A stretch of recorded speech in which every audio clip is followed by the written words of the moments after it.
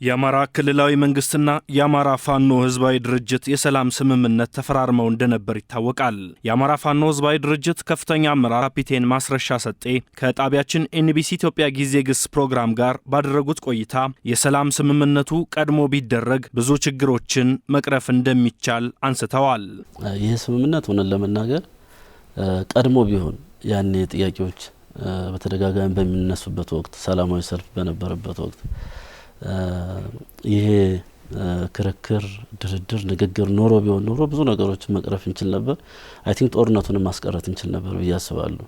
አሁን በተግባባንበት ልክ መግባባት ብንችል ኖሮ ውጭ ባሉ በዲያስፖራ አካባቢ ላይ በተቀመጡ የሻቢያ ወኪሎች በኩል ከፍተኛ ገንዘብ እየተላከ የፋኖ መሪዎች የሚባሉትን የመጥለፍ የመያዝ ስራ ተሰራ። በሀገር ውስጥ ደግሞ ከቲፒኤልኤፍ ጋር በግንኙነት በማድረግ በአካል በመገኘትም ጭምር በአካል ኤርትራና ወደ መቀሌ እንቅስቃሴዎች እየተደረጉ የፋኖ መሪዎች ቁሳቁሶችን የማምጣት እነዚህን ተተኳሾችን የቡድን እቃዎችን ነገሮች በማምጣት ትግሉን የመጥለፍ ስራ ተሰራ ማለት ነው። አፋሕድን ወደ ድርድር ለማምጣት ከውስጥም ከውጪም ፈተና ነበረብን ይላሉ ማስረሻ ሰጤ። በተለይም ደግሞ በኤርትራ መንግስት በኩል አትደራደሩ የሚል ውትወታና የከባድ ጦር መሳሪያዎች ማማለያ ቀርቦላቸው እንደነበርም ይገልጻሉ። የሻቢያ ፍላጎት እዚህ ላይ በግልጽ ነው የመጣው።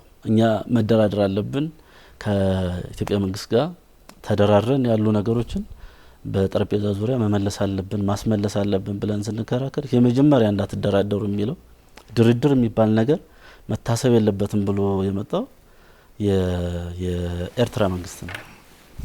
የምትደራደሩ ከሆነ ድጋፌን አቆማለሁ ነው ያላቸው።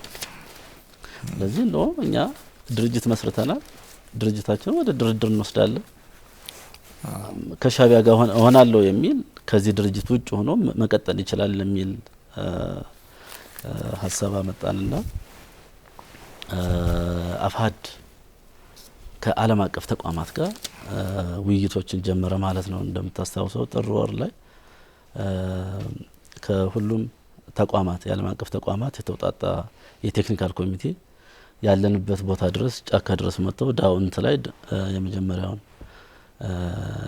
ድርድር አድርገናል ማለት ነው። የአፋሕድ ከፍተኛ አመራሩ አክለውም ድርድር አይታሰብም የሚሉ ፕሮፓጋንዳዎች እንደነበሩ አስታውሰው የኤርትራ መንግስት ኢትዮጵያንም ሆነ አፍሪካን የማተራመስ ፍላጎት እንዳለው የማዕከላዊ መንግስትን አቅም ለማሳጣትም የሚሰራ መሆኑን እንዲህ አብራርተዋል። ወደ ሰላም እንዳይመጣና ድርድር እንዳይኖር ካደረጉ ማነቆዎች መካከልም አደረጃጀቶች ክፍተት ፈጥረው እንደነበርም ያነሳሉ።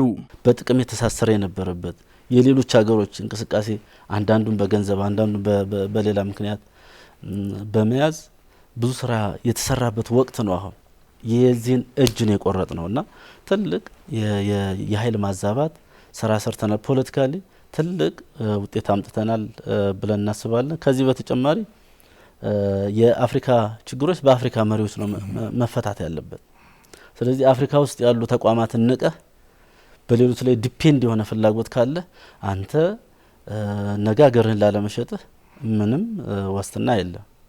ስለዚህ እነዚህ ተቋማትንም እናከብራለን፣ አብረናቸው የምንሰራም ከነሱ ጋር ነውና ድርድርና ውይይት ነገሮች ታቡ አስመስሎ የማይነገር አድርገው እንድንስል ያደረጉ እነዚህ የውጭ ባዳዎች ከውስጥ ባንዳዎች ጋር ተጃምለው ነውና እሱንም ጭምር ፈንቅለን የወጣ ነው። እኔ አንድ ማስታውሰው የአማራ ክልል ከፍተኛ የቢሮ ኃላፊ የነበረ ሰው ከሻቢያ በየወሩ $2000 የሚከፈለው ነበሩ። እስከ መቼ ድረስ ማለት ነው? እኔ አሁንም ቀጥሎ ሊሆን ይችላል። እኔ በባህር ዳር በነበርኩበት እና እኔ ይሄ ጦርነት የግጭት ከመከሰቱ በፊት ጀምሮ አሁን ሊያድግ ይችላል ያ ገንዘብ በእርግጠኝነትም አድጓል።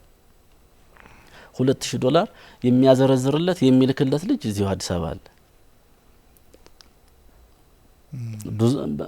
በዚህ ደረጃ ተከፋዮች አሉ። ከሻቢያ ነው ያ ገንዘብ የሚመጣው። መቼም ሊያግዛህ አይሰጥህም። አሁንም ቢሆን ቢሮ ውስጥ ላሉት ሊከፍሉ ይችላሉ፣ ይከፈላቸዋል። ቢኮዝ አሁን ባየነው በዚህ በሰላም ሂደቱ ላይ በድርድር ሂደቱ ላይ ባጋጠመን ሳቦታጅ ላይ ከፍተኛ ባለስልጣኖች ድርድር እንዲደረግ ችግሩን በስምምነት እንዲጠናቀቅ የማይፈልጉ ግጭቱ እንዲቀጥል የሚፈልጉም አጋጥመውናል። እንግዲህ ይሄም የመንግስት የቤት ስራ ስለሆነ በራሱ መንገድ የሚያጠራው ነው የሚሆን። ለዚህ ደግሞ እኛ እንደምናግዝ በማስረጃም ጭምር እንደምናግዝ መናገር ነው የምፈልገው።